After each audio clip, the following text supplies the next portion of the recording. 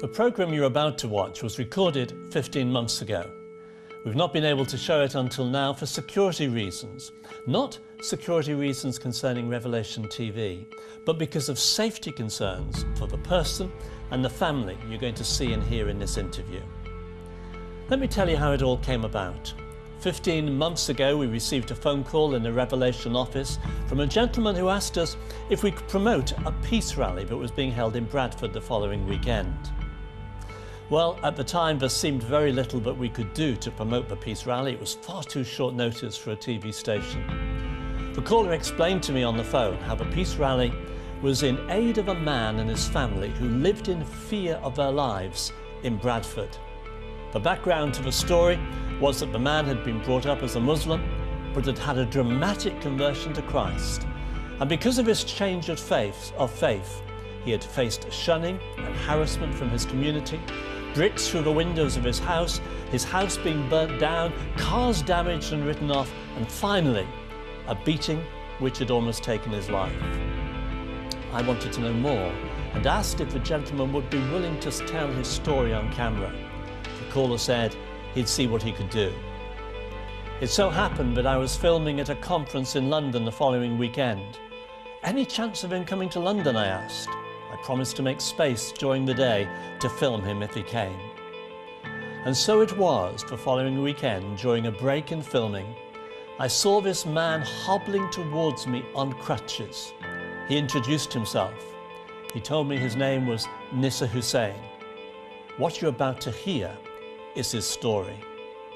But I started by telling you that for safety reasons of Nissar and his family, we've not shown the interview for 15 months. So what has changed to make it possible now? Just over a month ago, Nissar and his family had to flee their house in Bradford for a safe house somewhere else in the UK. The only way that they could pack up all their belongings and leave was to have a police-armed escort back to their house and for the police to guard them and their house as they collected their belongings together. This is the way that the ITV local news reported that story. 11:30 this morning, police cars arrive in convoy on an unremarkable street in the Manningham area of Bradford. The second vehicle is Nissar Hussain's. He's first rendezvoused with the armed officers at a nearby police station. He says he's been told there's a real threat to his and his family's safety. Under police orders, the family are forced to wait in their car. The officers, carrying handguns, enter the family home. They're there for 5 minutes. Well, the armed police have just emerged from Nissar Hussain's house. We understand, ostensibly, they've checked whether it's safe for him and his family to go back in. These are extraordinary scenes on a suburban street in broad daylight in Bradford. Nothing has prepared us, myself and my family, for this, actually. Although we're extremely grateful to the armed police for the escort and the safeguarding measures they put in place, I could never have imagined in my wildest dreams that it would ever come to this, actually. And I'm going to back that thing in here now. For Nissar Hussain, today is the end point of what he says is an 8-year ordeal for his family after converting from Islam to Christianity. 12 months ago, he was savagely beaten outside his house by a gang wielding a pickaxe handle. The attack left him with a fractured hand and shattered kneecap. A fortnight before that, Calendar reported how a mob had attacked his home, throwing fireworks and eggs. Just 2 in a series of incidents which he says are all part of the same hate campaign against him. We have to get out of Bradford as soon as we can, never look back, actually, because our lives are not safe. And, you know, actually, and this has been allowed to go on for far too long, actually, where, I say, we are not comfortable living here with my wife and my children, who are all equally traumatised, and so we just have to vacate as quick as we can and never look back. But again, you never think that it would happen in a so-called democratic, free country such as ours. It's really bizarre, and it's quite scary to come to this, to leave our home and leave Bradford. After collecting their belongings today, the family have now moved to a safe house provided by the British Pakistani Christian Association.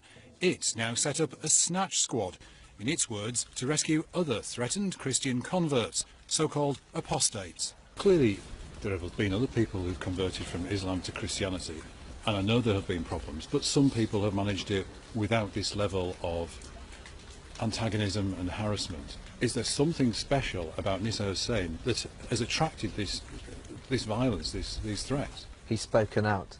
These other victims, they go into hiding, they flee, they run away. They allow the anguish to continue for other victims. But Nissar didn't want that. He wanted to stand up for justice to make sure other apostates one day might be free of this persecution. West Yorkshire Police today insisted it wouldn't tolerate hate crime, and a spokesman said the force was disappointed Nissar Hussain's family had decided to leave Bradford, as police and other partners had been working to try and resolve the situation. It said investigations are ongoing into the attacks and into allegations and counter-allegations following local disturbances. As for Nissar Hussain, he says he's done nothing wrong. Tonight, he and his family face trying to start a new life at a secret location outside Yorkshire.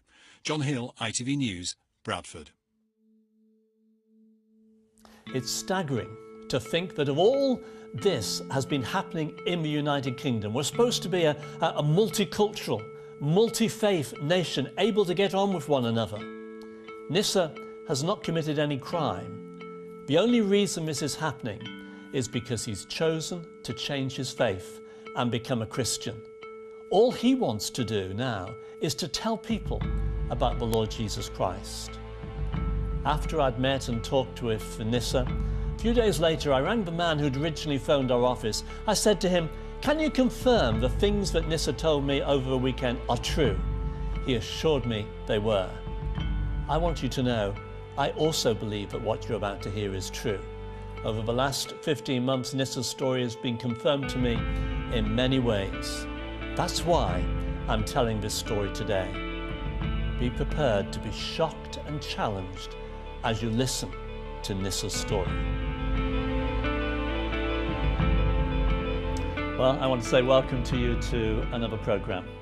We talk about the niceness of Britain and the way that we welcome people from all races and all creeds and all cultures. We talk about how we have this great Christian heritage. But I want to show you a newspaper headline. And I don't know if you can see it from there, but it says, "Christian convert dad beaten up for his faith."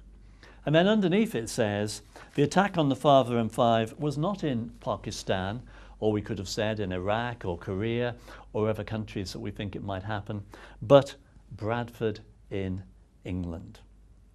I want to introduce you today to Nissar Hussain, who's with me in the studio. Nissar, thank you so much for coming and sharing with us today. If you just sort of hold up your hands, people will immediately begin to see what we're talking about.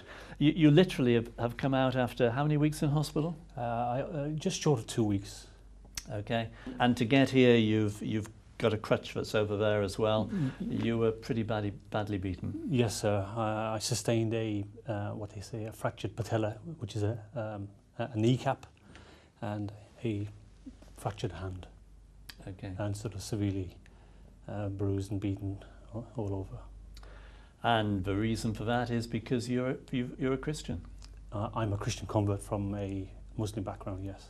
Okay, so let's go back to the beginning a little bit if we can do, Nissar. You've been born and bred in this country? Yes, born and raised here in Birmingham. Okay, and what was home like? Home was home actually. You know, I enjoyed a wonderful childhood. It had its moments, you know, actually having to conform to the Muslim way of life, which seemed quite Where did mum and dad come from originally? Mum and dad come from what we'd say Mirpur of Pakistan, Azad Kashmir. Actually, born and raised here in '65, and had I'd say, quite a wonderful upbringing. There were issues in my childhood days of early, if I can use the expression, be quite blunt, Paki bashing. You know, actually, in the very sort of early, sort of mid-70s. But you know, actually, we learned to sort of get on with it. You know, we realised there was ignorance around, even at that early age. However, you know, we had a sense of Britishness. We were taught to take on Britishness. And was it quite a strict Muslim home? My father himself, no, because he worked for a car manufacturing sort of in Washwood Heath, Birmingham, he'd be off with his mates, you know, the local pub, enjoying a drink, you know, a few, maybe a bit more than a few, but yeah, and actually on a Saturday morning in the local bookies, having a bit of a bet, you know, and if anybody sort of visited us, actually, my mum would sort of then push me out the house to go and collar my dad, either in the pub of an evening or, you know, sort of early afternoon in the local bookies, you know, going into these smoke-filled places crammed with other sort of bookie wallers, you know, and having to sort of hold him out and say, so-and-so's here, do you want to come home, Dad? So many people in Britain would say they were Christians and it was in name only. Is that where you were, or was it a bit more than that? Yeah, no, I would definitely say my dad was very liberal, nominal. Even today, you know, majority of Muslims are nominal. And so we had to conform to the pattern of being a Muslim, and that would be, you'd have to sort of come home from school, have a quick bite to eat, and then you'd just go off to a local mosque to learn Quranic scripture combined with Urdu as a second language. Mm. Well, your journey was one which led you out of Islam, yes, and in time into Christianity. Can you just, in your own words, tell us that story?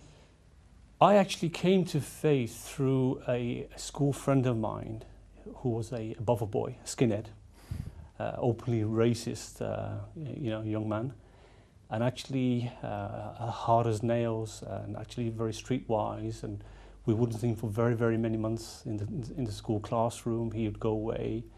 He would work the bouldering centre, actually, and then at some point he would get collared by the authorities, be brought back to school. And on such an occasion, actually, around about the age of 15, actually, he's civilised in his dress, in his manner. The ear piercings have gone, the Mohican hairstyle has gone, the tattoos have been covered. Yeah. You know, to me, it was such a, you know, a contrast, you know, such an extreme change, actually, you know, and his face to me seemed almost angelic. And I was blown away by that transformation. And I've come to realise, upon speaking to him, he's now very approachable, actually telling me he's born-again Christian. And I was absolutely flabbergasted. I said, what's a born-again Christian? You know, and then he explained to me. And we'd have these very lengthy chats, and I was just drawn to him. He's just unbelievable, you know.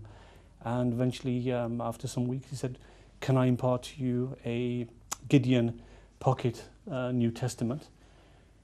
Which I took with a bit of apprehension, because we were taught to believe that, you know, it's a lie, it's been changed, and it isn't the true, you know, sort of gospel message and such like. But nevertheless, I did sort of take it, and I tucked it away, and away I'd go to my home and sort of hide it in my bedroom, and of a night time I would read it with great fervour. And it was while reading the Gospels that I actually came to faith. I realised that Jesus Christ was the Son of God who came into the world to die for my sins. And even at that age, I was very conscious of my sin, actually.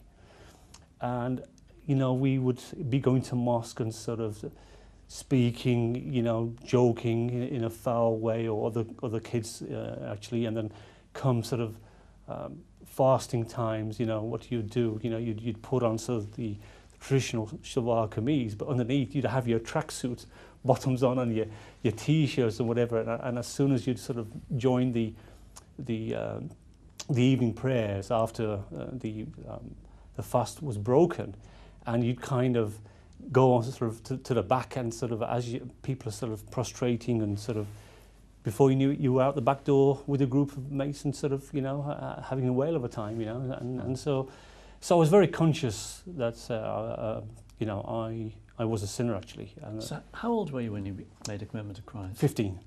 And how long after that was it before you came out in the open and declared it? Well, unfortunately, what happened was that before long, my mother discovered the Gideon, a New Testament. Mm-hmm. As mothers do, they come along and they sort of, you know, sort of tidy your bedroom, sort of maybe, you know, brush your hairline or whatever, and tuck you in. And I'd fallen asleep with the New Testament sort of laid on my chest, actually, and she obviously took it away, and all I remember was the following morning she's obviously gone to my older sisters who have said to her, look, not being able to speak English or well, read English actually. And they would have said to her, this is a New Testament. And as a result of that, she was tearing and screaming the place down, threatening to expose me to my father. And that really instilled the fear of God in me, because being a big man, 6'4", sort of typical sort of Kashmiri big fella, and ruled with a rod of iron. And after that, I fell away from fellowship, and I fell away from meetings, and so I fell away from meeting my fellow Christians, actually. And so I would say I was under the title of a backslidden Christian. Right, okay, you'd become a believer and almost straight away backslidden. Yeah. But your journey developed. I remember my father thereafter, I don't know what my mother told him, but he seemed to have been actually quite sort of stringent, making sure that myself and my younger brother, who was a year younger than me, were actually, and sometimes walking us to the mosque and actually sitting with the imam and just sort of making sure that we were there, and sort of we were, doing our duty, learning the Quran and such like. And he even was sort of at one point expressing so much upset to the imam, actually. So he had his concerns. But what I can say, hand on heart, despite going through the rigmarole of reading the Quran, in my heart of hearts, I was a Christian. I believed in Jesus Christ, who died for my sins, was my saviour, and that was a very, very strong conviction. And actually until 96, if I can fast forward very quickly. So how many years have we gone forward now? Well, we've gone sort of forward from sort of around about sort of 81 to 96, that Right. my brother Iftikhar died very suddenly at the age of 29. And actually, you appreciate it was the most traumatic experience of my life. My father had semi-retired in Kashmir, and when I had to break the news to him, actually. So your father had gone back? He was semi-retired. Right. And actually, at which point, when I broke the news, his strict instruction to me was, you must bring your brother's body back here for burial. And as a sort of dutiful son, I thought fine. And actually, as I said, it was the most painful and sort of traumatic experience, having to prepare a 29-year-old brother's body, put it in a casket, and sort of accompany it back to Pakistan. Right.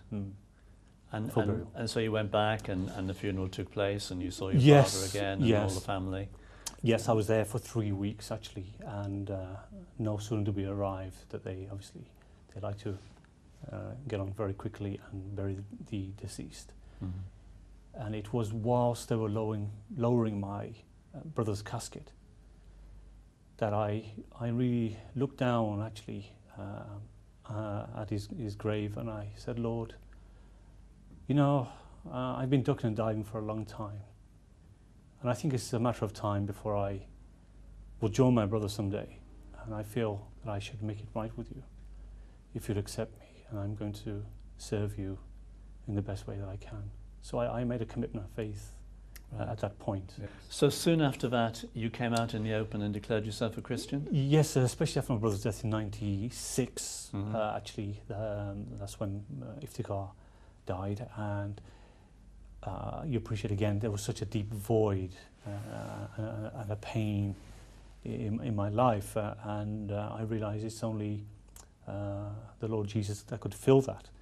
I approached a friend of mine at work at that time, who was a committed Christian, a young man, and I expressed to him, look, I know you're forever, mentioning your faith and such like, and your church, but can I say that I am a Christian, in heart, and this is what's happened. I've suffered this tragedy, and I feel I'd like to attend with you to church. Was that hard for you?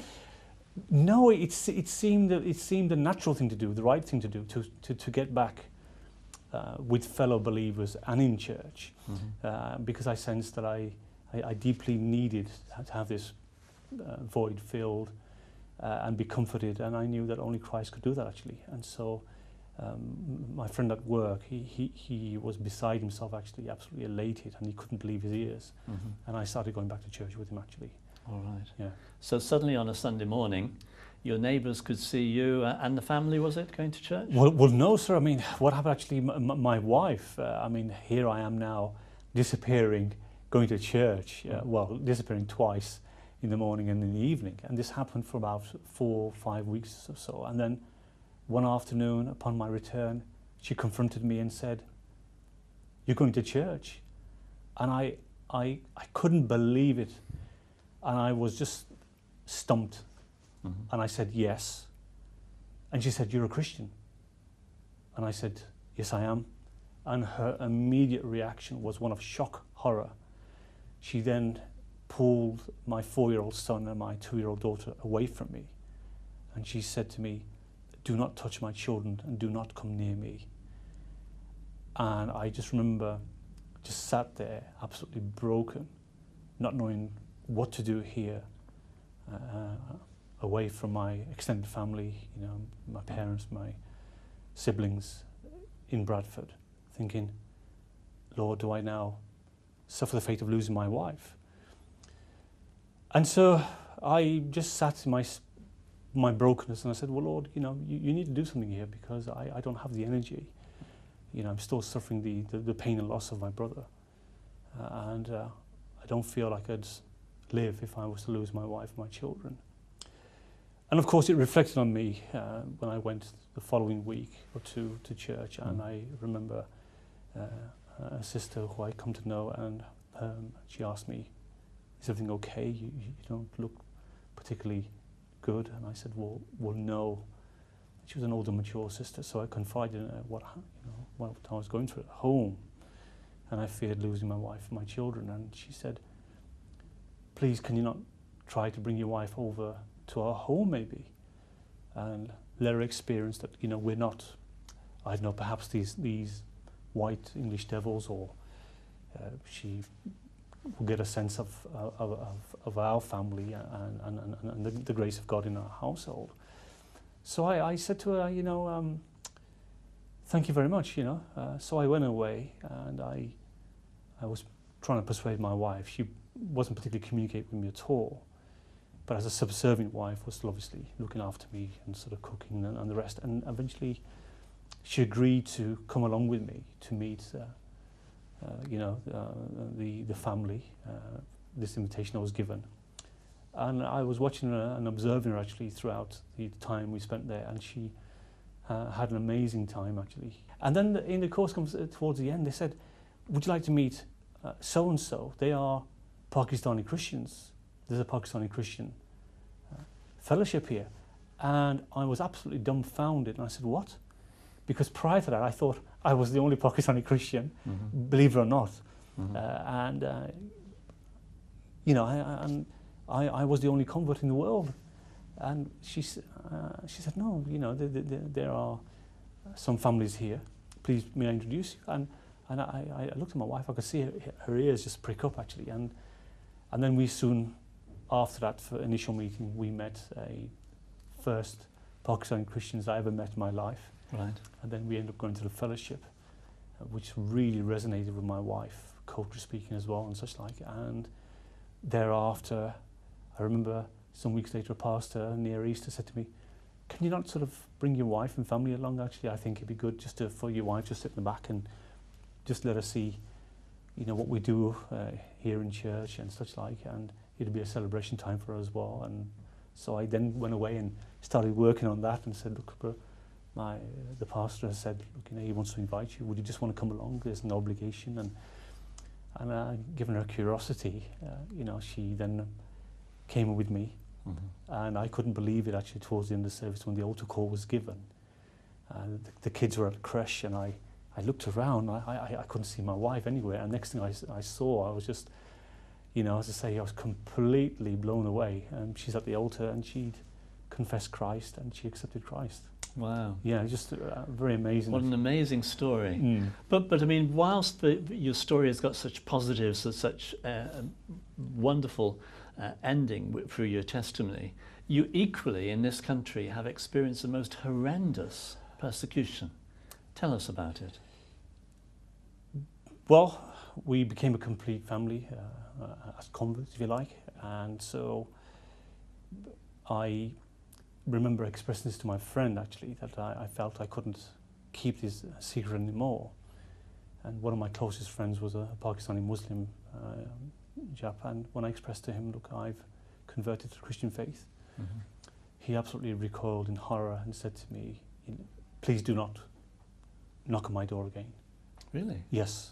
He told me as a matter of factly, you are, I considered you a member of my family, another brother, but now you've betrayed the faith, and I actually don't want to see you ever again.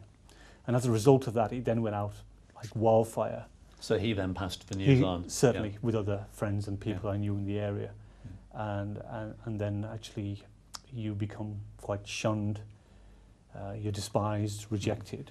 And then my wife started getting issues whereby some of the Muslim women would approach her at the school and say, well, we hear you're a Christian, and which she didn't deny. Why don't you wear a miniskirt and a blouse? These were quite sort of so-called religious women wearing this sort of full regalia.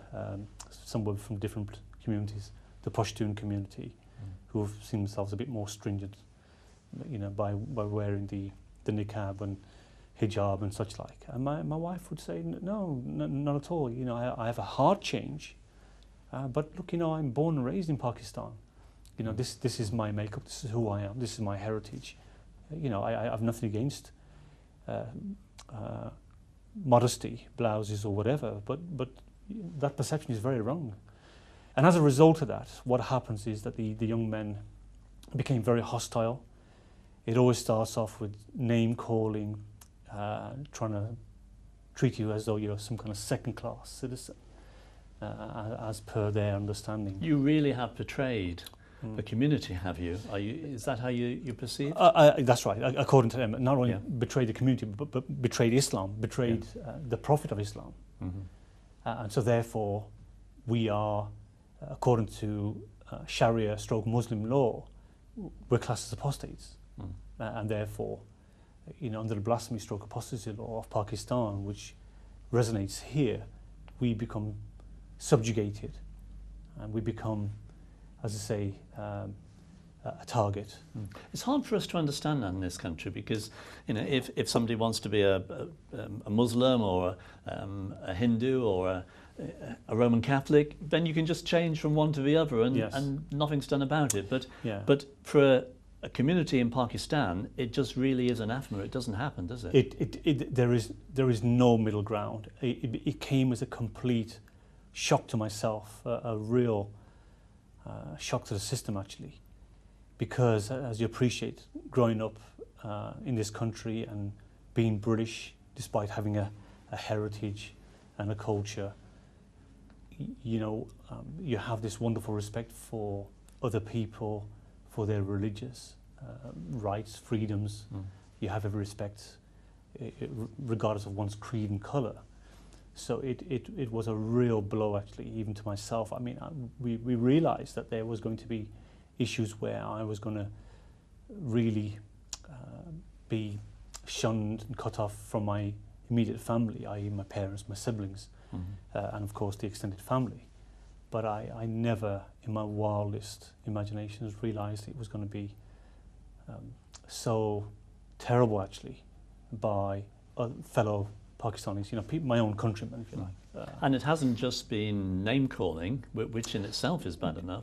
Yes. But it's been physical violence as well. Yes, from the name-calling, it then becomes a bit more brazen, and then you're confronted by groups of young men who have absolutely no respect for you, and sort of actually spitting, cursing. I was being called all sorts of names, a Jew dog, you know, actually, and I couldn't apprehend the contempt, the venom that they were spewing out. And then before you know it, I had a car rammed, actually attached to the property, had another car torched outside my home. Your house then becomes a target.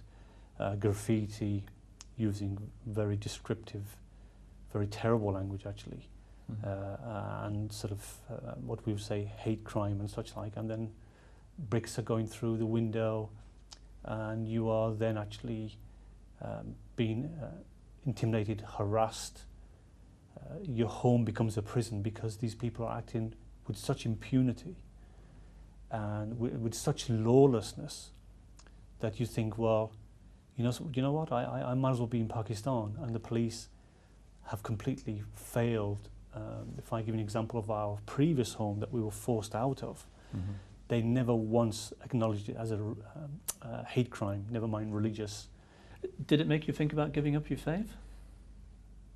Not at all. Yeah, if anything, it made me dig deeper in my faith. I could say the same for my wife. My children obviously were very young too, apprehended, but we were constantly living in a state of fear, apprehension.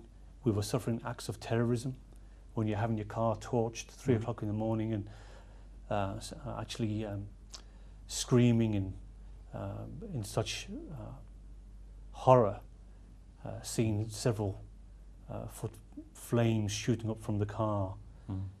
Believe me, it's not a good situation to be in. And where was the Christian community at this point? Did they get involved? Were they helping you, supporting you? Yeah, unfortunately, that is another issue. We seem to have been between a rock and a hard place, that the fellow Christians cannot fathom what converts. I mean, to be honest with you, it was quite a bit of a learning curve for ourselves, given the depravity and the depth of what we were going through. But certainly there is a real misunderstanding from my fellow English Christian brothers and sisters to try to understand what it is for myself and my family to come from Islam and to sort of embrace Christianity, and to lose everything and be dispossessed, and then to suffer violence. And it reached such a point for you that you had to move house, is that right? I had to move the house, absolutely, because I was given an ultimatum on one occasion. This is by some... By ringleader, Yeah. and we were literally being harassed, intimidated on a daily basis. My wife, as soon as she opened the door to go out to the local school with the children, being harassed, intimidated, sworn at, complete sort of human degradation, you know.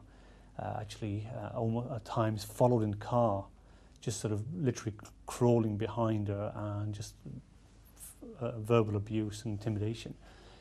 And on one occasion I came back from work, and this ringleader was sat there waiting for me, and he approached me in no time at all and said, "Why don't you just move? We despise you, we hate you, and I'm going to burn you out of your home. You've seen what we've done to your car, and now we're going to burn you out of your home." And I remember saying to him And this was Birmingham? This is in Bradford. Bradford? Yes. Okay. Around about 2002. Yep. And I said to him, "Well, you know what? If it's the Lord's will, then you burn me at my home." And immediately I came indoors very alarmed and distressed by this very real threat.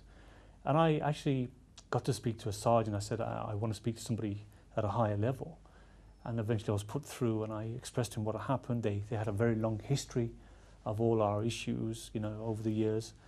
And he said to me, he started giving me statistics, and these things very rarely happen, and all the likes. And he said to me very bluntly, "Stop trying to be a crusader and move out of your house." And The police said that? the police sergeant said that to me. And unfortunately I didn't take his name, but it's well documented at the time. And I then realised, my God, you know, we are on our own here. So Nissar, you mentioned that there was a community of Pakistani Christians.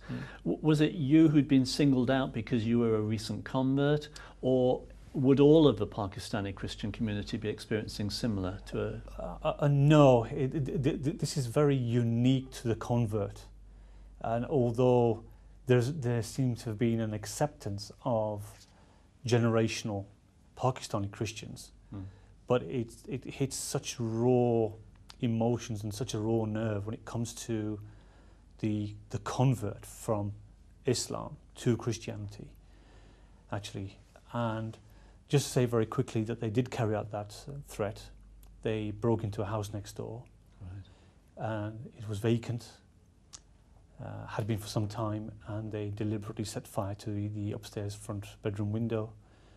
and I'll never forget the pitiful picture when our house became smoke-filled with pungent, thick smoke, and my kids, hysterical, huddled in a corner of a room, coughing and spluttering.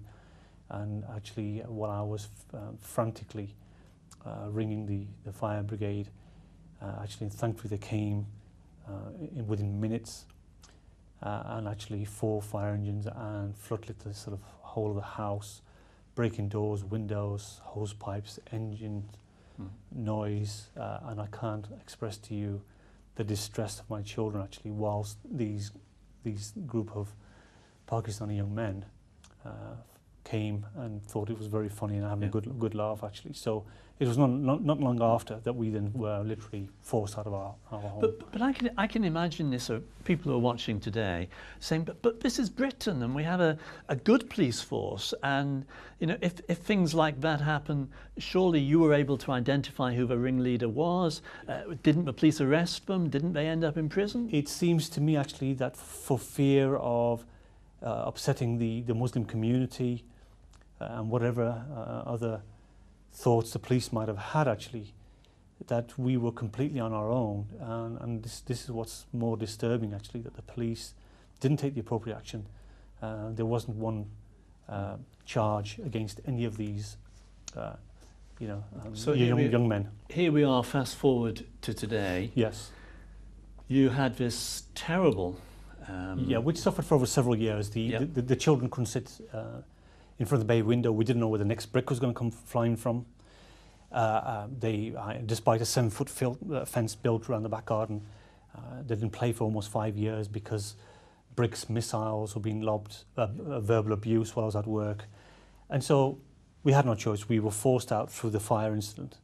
I couldn't, trust these people ever again to sort of allow us to live peacefully, and we got out. And things were fine in our new address. We were utterly broken, traumatized. We were in need of healing. We needed to rebuild our lives. And we were absolutely fine in 2 years there of living in our new home. And then this was another part of Bradford? This was another part of Bradford, yes, completely, yeah. And actually, I was then approached by the Dispatch's documentary makers who said, look, we are doing this piece. We realise there is an issue with converts. There's a trait up and down the country. However, yours is quite a serious case scenario. Please, would you be willing to talk? And because I felt extremely passionate about, being a British chap myself, why should we have suffered this thing in the first place? As a result of that program being aired, September of 2008, there's a family some doors away from us actually who took offence, and next thing I know actually that we've become shunned. The word has got out in the local community, so we're now shunned, maligned, and it's just got from bad to worse actually. 3 weeks ago you were attacked again.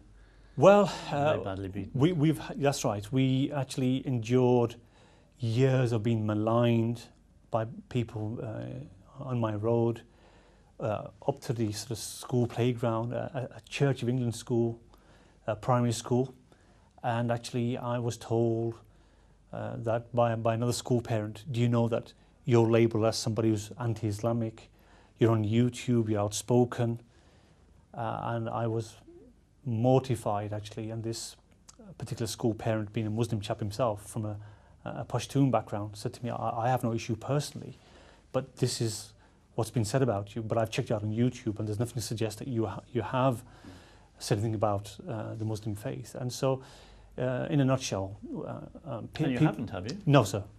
You appreciate that. Coming from the background that I do, my parents, my father did pass away in 2011, actually, but prior to that, my parents adhere to the Muslim faith as my siblings, regardless of whether they are nominal or otherwise. My wider extended family, you wouldn't want to, it's not particularly Christian-like to cause any offence, and we just love them in the love of Christ, as any Pakistani stroke Muslim chappie, and so And as a result of that, actually, what happened is that it's culminated since last July. So, in effect, we were down the road where we were at our previous address, where I've had my car smashed 6 times, 4 times outside my home address. And despite trying to park it in a safe area away from my home, I've been followed, I've been clocked, and they've smashed my cars again. And of course, there's been much issues going on within the area. Again, intimidation, harassment, and yes, it's culminated to the point where I almost lost my life, actually. 17th of November, just going to my car at 5 o'clock to move it. And would you believe I've been parking at the police station for very many months for peace of mind and safety, in the visitor car park, that without any warning, a car just screeched to a halt. 2 thugs jumped out the back, and within a second or two, they've used a pickaxe handle, swung for my head, and instinctively I've put my hand up to protect the blow from hitting my head, and my hand has literally exploded with the force of this hit, and I've reeled backwards. My heel has caught the curb. I've then fallen full force, hitting the back of my head against a wall behind me, leaving me completely concussed. And they've literally pummeled me, which ended up in my kneecap being fractured.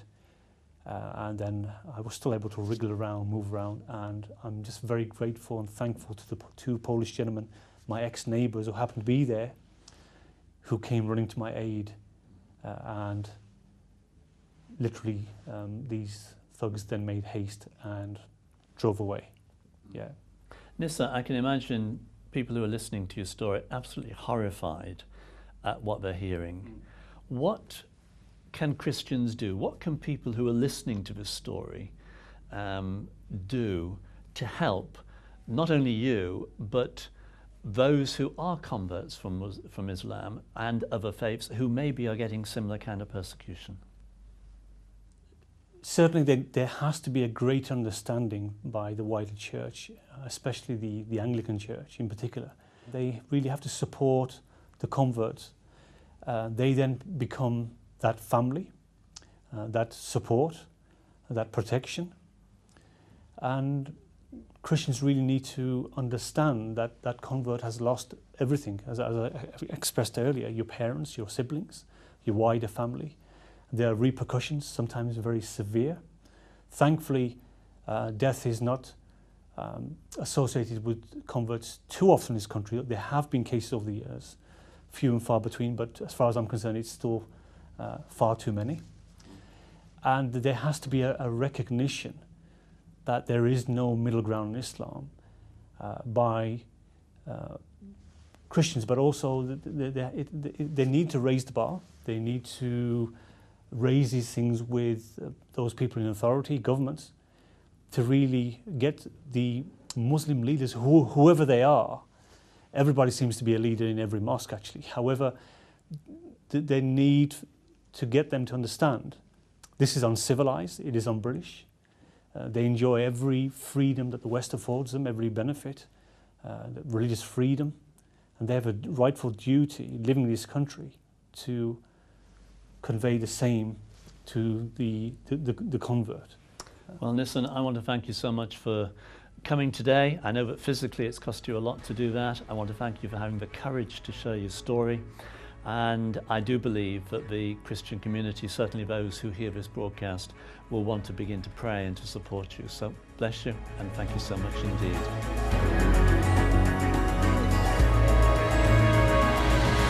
If you were watching at the beginning of this programme, you'll know that the interview was recorded some 15 months ago, and we haven't been able to show it until now for safety reasons.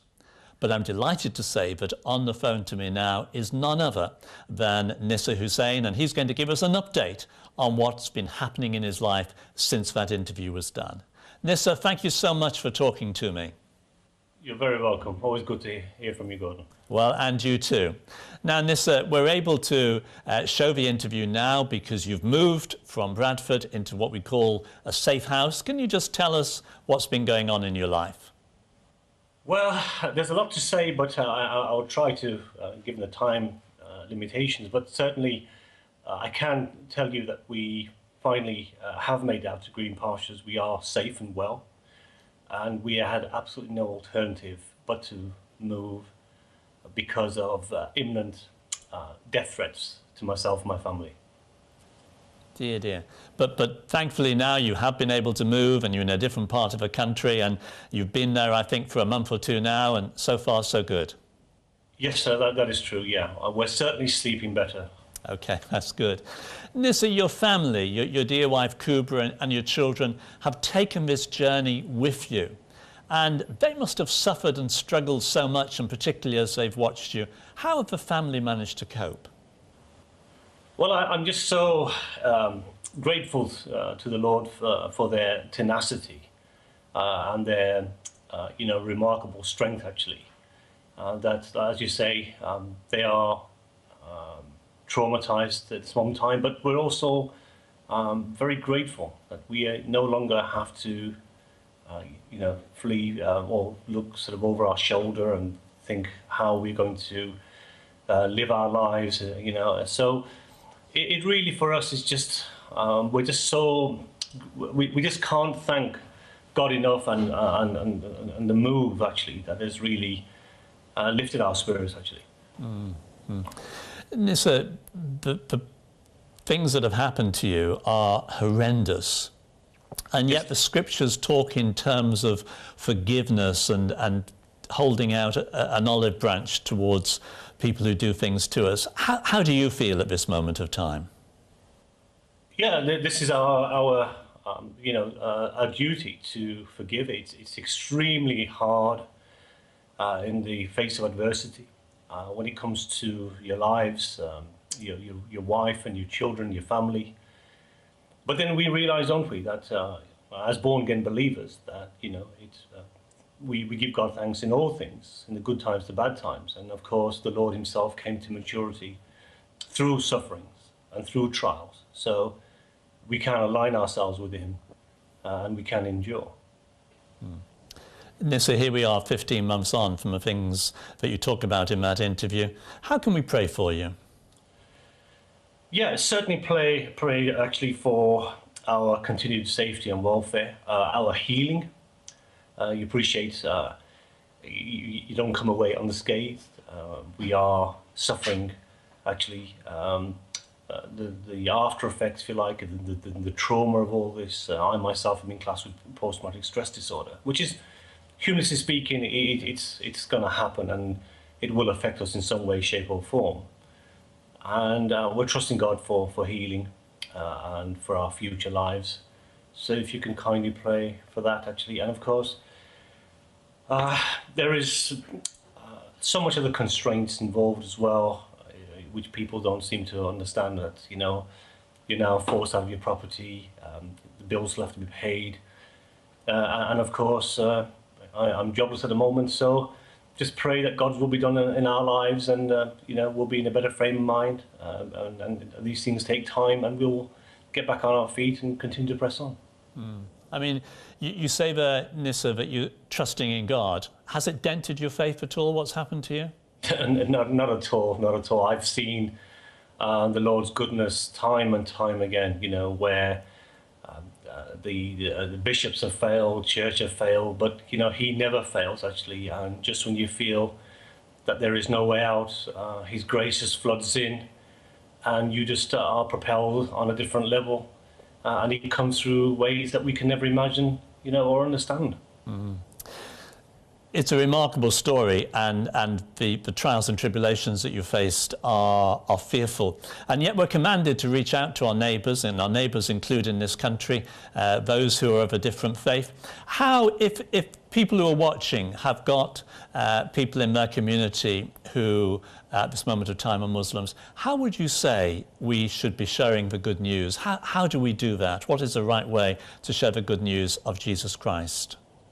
You know, certainly we mustn't disclude anybody. We must include them in our society, in the love of Christ, through his love. You know, where we feel that, given ourselves, there's been this instant contempt. And of course, I am classed as an apostate. However, we learn from the scripture that though men revile us, you know, just let us, through our good works, glorify God. And of course, we need to pray much that there is a turnaround in this society, in this community. But we must be reflective of God's grace and God's love. One of the things, Nissar, that you've begun to do is to talk about your story in a number of churches and communities. If people want to get in touch, is there any way that they can do that with you? Yes, certainly, actually, you know, through the very kind support of the Barnabas Fund, and also I'm aligned with the British Pakistan Christians Association, and they're very welcome to contact either of those organisations, and the message will get back to me, actually.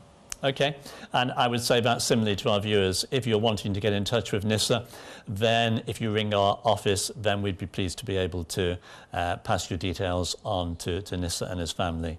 Well, Nissar, it's been a journey that you've gone on these past few years. Who would have imagined that day when you said, I'm going to trust in the Lord Jesus Christ, that it would be quite as traumatic as it's been? I just want to thank you for being faithful, and I want to say thank you for sharing your story with us today on Revelation TV. Thank you so much. God bless you. God bless. Bye-bye.